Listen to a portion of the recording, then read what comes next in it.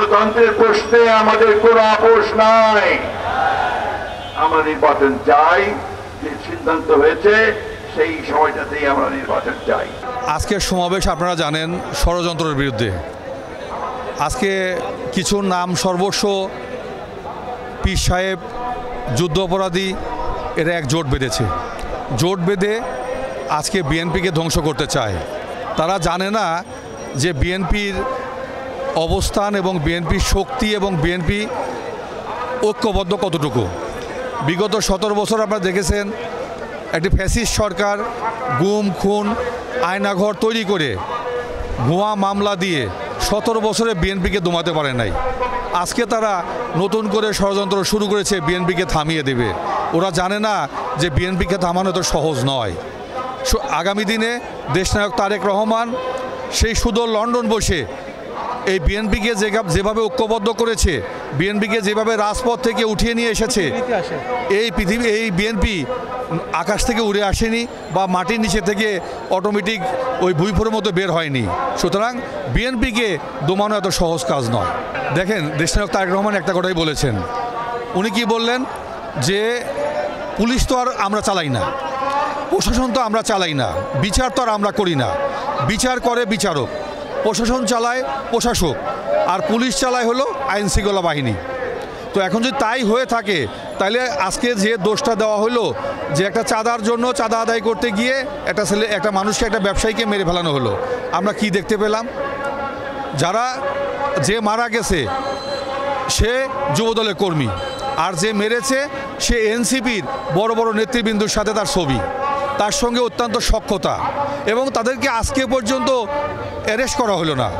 আমার নেতা তারেক রহমান কি বলেছেন যে যত বড় নেতাই হোক না কেন, কোনো দলের পরিচয় নাই, অপরাধী তাকে অ্যারেস্ট করুন।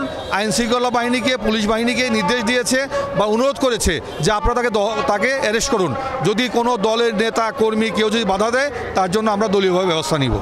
আমরা আসলে দেখেন, আমরা তাদের সঙ্গে তো আমাদের কোনো বৈরিতা নাই। তারা রাজনৈতিক দল, আমরা রাজনৈতিক দল। আমরা আমাদের মতো ভোট করব, আমরা আমাদের মতো মত প্রকাশ করব, তারা তাদের মতো ভোট করবে, তারা মত প্রকাশ করবে।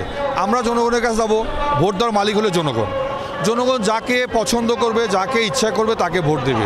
আমরা কাউকে বাধা দিব না, কাউকে জোর করব না। এই 17 বছর যুদ্ধ আমাদের একটাই, এই একটা কথার জন্যই, যার ভোট সেই দেবে, যাকে ইচ্ছা তাকে দেবে।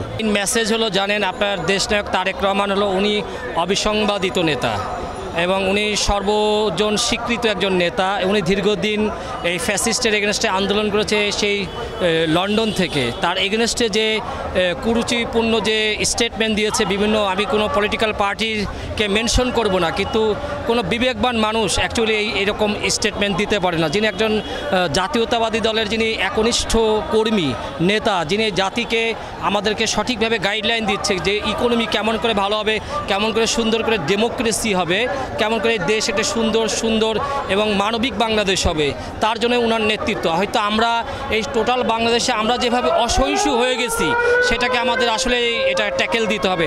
তার জন্য ওনার এগেনস্টে যে স্টেটমেন্ট বিভিন্ন কোয়ার্টার থেকে দেওয়া হচ্ছে, ভেস্টেড কোয়ার্টার থেকে দেওয়া হচ্ছে, তা আই থিঙ্ক সো যে এটা আসলেই ভালো না, এবং তার জন্যই আমরা আসলে আজকের এই প্রতিবাদ সভাতে আমরা অংশগ্রহণ করেছি।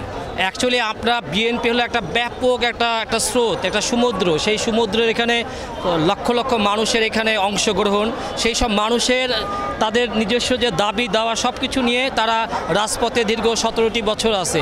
কিন্তু এই ক্ষেত্রে মব যে কালচার, সেই মব কালচারের ক্ষেত্রে আমি বলবো যে অবশ্যই এটা যিনি ইন্টারিম, যিনি গভর্নমেন্টের যিনি প্রধান বা এই সংশ্লিষ্ট ডিপার্টমেন্টের যিনি হোম অ্যাডভাইজার, তাকেই আসলে ব্লেমটা দেওয়া যাবে। কারণ আমরা তো বিএনপি বা যেই হোক, যে কোনো দলের থেকে যদি কেউ কোনো অন্যায় করে, সেই টোটাল দল তো এটার জন্য রেসপন্সিবিলিটি নিবে না। তখন নিবে না যখন যদি আমাদের দল কেউ অন্যায় করেছে, তাকে সাথে কিন্তু শোকজ করেছে, তাকে এক্সপেল করেছে।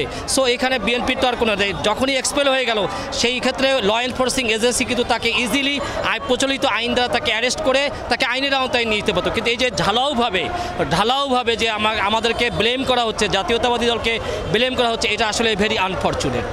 আমরা actually we work for the people, আর we believe in democracy. So আমরা অবশ্যই চাই যে ক্ষমতার ট্রানজিশনটা ডেমোক্রেসিক প্রসেসে হোক, সেই প্রসেসটা অবশ্যই পিপুলের পার্টিসিপেশনের মাধ্যমে, পিপুল ফ্রাঞ্চাইজের মাধ্যমে। সেই দৃষ্টিকোণ থেকে আমরা মনে করি যে অবশ্যই যে ইন্টারিম গভর্নমেন্টের যিনি চিফ, আমাদের প্রধানের সাথে আমাদের দেশনায়ক তারেক রহমানের সাথে লন্ডন যে বৈঠক হয়েছে, সেই বৈঠক থেকে টোটাল বাংলাদেশের মানুষ আশাবাদী হয়েছে যে সামনে একটা ইনক্লুসিভ ফেয়ার ইলেকশন হবে।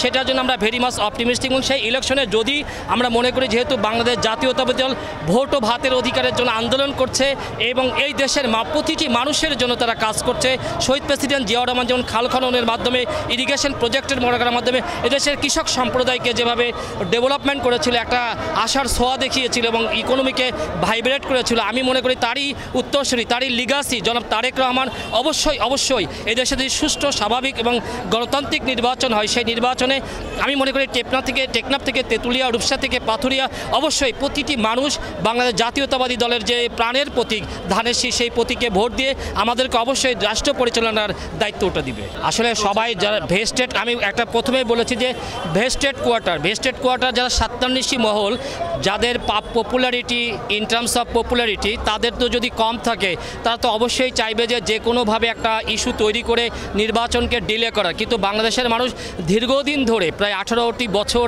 বাংলাদেশের মানুষ গণতান্ত্রিক চর্চার মধ্যে নাই। তা আমি মনে করি অবশ্যই বাংলাদেশে যে যত সন্ত্রাসী করুক, কনস্পাইরেসি করুক, অবশ্যই কেউই আসলে আমাদেরকে দমায় রাখতে পারবে না। কারণ উই বিলিভ ইন ডেমোক্রেসি এবং we would like to sacrifice our lives so that আমরা মনে করি যে অবশ্যই বাংলাদেশ যত কনস্পাইরেসি হোক, আমরা এটা ওভারকাম করে বাংলাদেশে অবশ্যই একটি জাতীয় নির্বাচন হবে।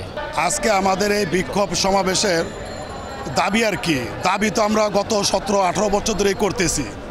কারণ আমরা তো 18 বছর দাবি করে আন্দোলন সংগ্রাম করে আজকে এই পর্যায়ে এসেছি।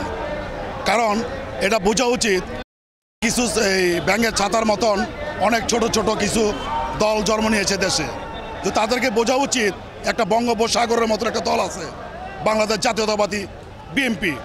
কারণ জাতীয়তাবাদী বিএনপিকে তারা কোনো ম্যানেজ করে কিছু করবে সেটা বাংলাদেশের জনগণ মেনে নেবে না। কারণ আজকে দেখেন আপনারা 30 লক্ষ মামলা নিয়ে যে দলটি 90 লক্ষ আসামি হয়ে যে দলটিকে তারা এক কিঞ্চিত লড়াতে পারেনি, আর আজকে তারা 2-4 জন হয়ে তারা দেশের একটা এরকম একটা সৃষ্টি করতে চাচ্ছে যে বিএনপি এই দেশে কিছুই না, তারা এখনো বোকার স্বর্গে আছে। শহীদ জিয়ার আদর্শের দল আজকে এটা বোঝা উচিত মেহনতি মানুষের দল। কারণ আমরা তো এই সবাই ব্যবসায়ী, চাকরিজীবী, কৃষক, শ্রমিক সবাইকে নিয়েই এই দলটা, আমরা বেকার কোনো লোককে নিয়ে আমরা দল করি না। কারণ যারা আজকে আছে দেখেন এই ছোটোখাটো দিয়ে একটা ব্যাপার নিয়ে তারা কিভাবে ফেসবুক নিয়ে তারা একটা প্রপাগান্ডা অপপ্রচার চালাচ্ছে, কিন্তু এই অপপ্রচারে তো আমাদের দেশের ক্ষতি হচ্ছে। আজকে দেশকে যদি ভালোবাসে তারা এরকম অপপ্রচার চালাবে না, কারণ এই দেশকে তারা ভালোবাসে না বিদায়ী আজকে তারা অপপ্রচার চালাচ্ছে। আমরা বাংলাদেশ জাতীয়তাবাদী কৃষক দল, আমরা এটা দাঁত ভাঙা জবাব দিতে চাই।